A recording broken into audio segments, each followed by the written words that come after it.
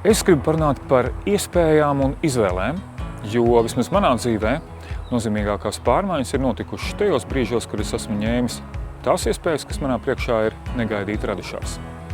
Tas ir arī par to, kā redzēt kontekstu, jo dzīve, kā mēs zinām, nekad nenotiek pēc plāna.